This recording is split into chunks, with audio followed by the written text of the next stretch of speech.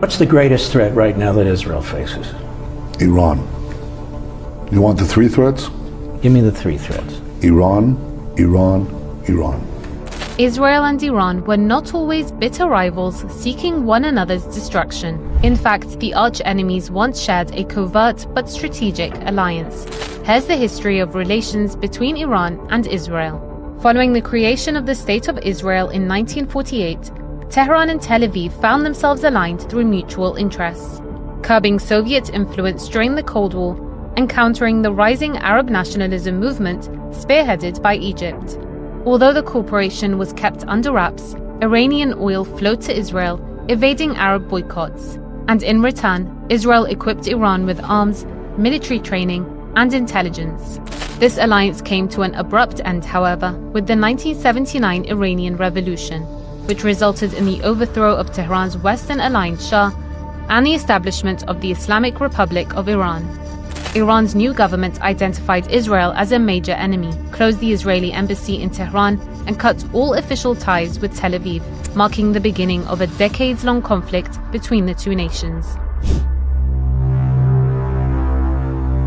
Although Iranian leaders were publicly calling for the destruction of the State of Israel, there were pauses in the animosity between both countries owing to mutual interests. And a few months after ties were severed, clandestine cooperation between Israel and Iran kicked off again. During the Iraq-Iran war, Tehran had its hands tied due to an arms embargo imposed by the US. Desperate for military support, it turned to Tel Aviv. But what did Israel have to gain from helping Iran?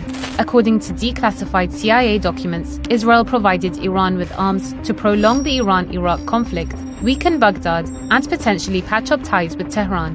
From 1981 to 1983, Israel reportedly sold an estimated $500 million in arms to Iran each year, primarily paid for by oil shipments. During the same time, Iran forged a powerful alliance with the newly founded Lebanese group Hezbollah, united by their opposition to Israeli occupation and Western influence. In the late 1980s and early 1990s, Tehran expanded its support to include Palestinian Islamic Jihad and later Hamas. Iran's ongoing financial and military support for these groups, despite periods of fallout, has amounted to hundreds of millions of dollars and is regarded by Israel as a threat to its security. In 1968, Iran signed the Non-Proliferation Treaty, committing not to acquire nuclear weapons, while retaining the right to develop nuclear energy for peaceful purposes. The country had a nuclear enrichment program that was already underway with the full knowledge of the Western world. In fact, the United States was the first country to assist Tehran with its nuclear program, supplying Iran with a research reactor in 1967 under its Atoms for Peace program.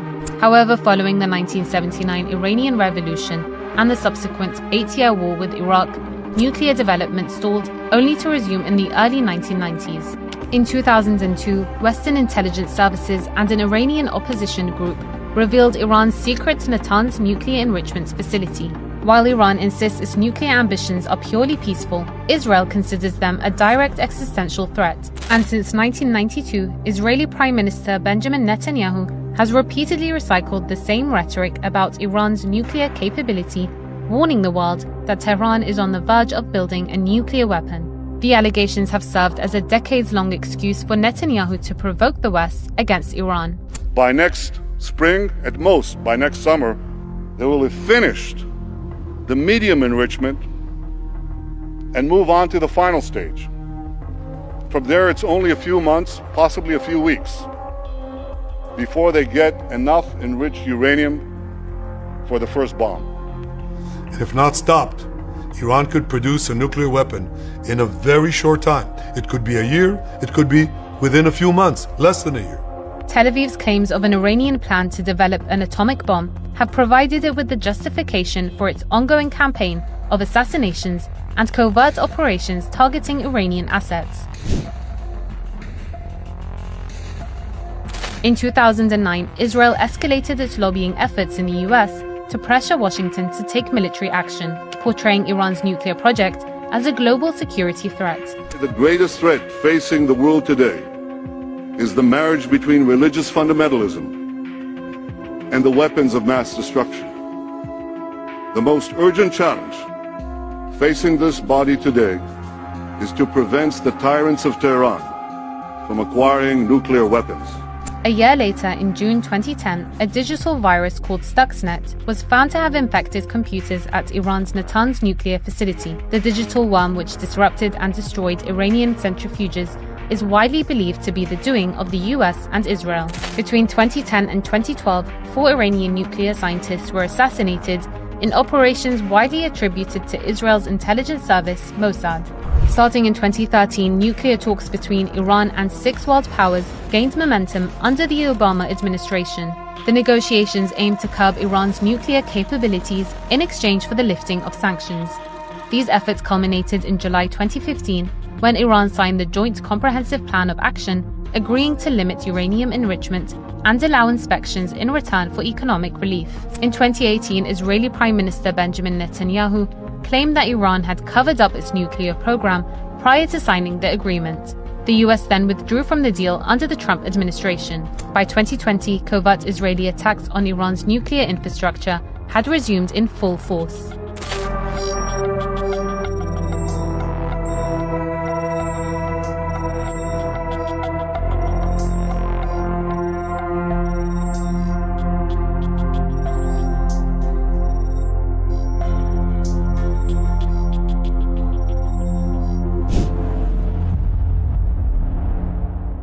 October 7, 2023 marked a turning point for the arch-foes.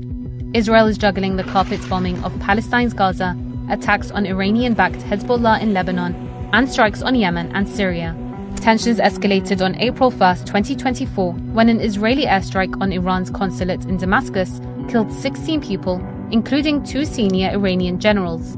Iran retaliated with an unprecedented direct strike, launching more than 300 ballistic missiles and drones at Israel, though most were intercepted. Shortly after, a suspected Israeli attack struck Iranian air defense systems near Isfahan airport, followed by the assassination of senior Hamas leader Ismail Haniyeh in Tehran and Hezbollah leader Hassan Nasrallah in Lebanon, a dramatic demonstration of Israel's deep reach in the region. On October 1, 2024, Iran launched a second direct assault on Israel. Weeks later, Israel carried out its first open strike inside Iran, targeting air defense installations and key components of its missile program. For years, the Israeli government has urged the United States to take military action against Iran, framing it as essential for global security. Over 4 decades of assassinations, proxy wars, and covert sabotage have now given way to direct confrontation. בזמן הקרוב ביותר אתם תראו את מטוסי ישראל, את חיל האוויר של ישראל, הטייסים שלנו, מעל שמי טהרן. אנחנו נפגע בכל אתר, בכל מטרה של משטר האייתולות, ומה שהם הרגישו עד עכשיו הוא כאין וכאפס למה שהם ירגישו תחת נחת זרוענו בימים הקרובים.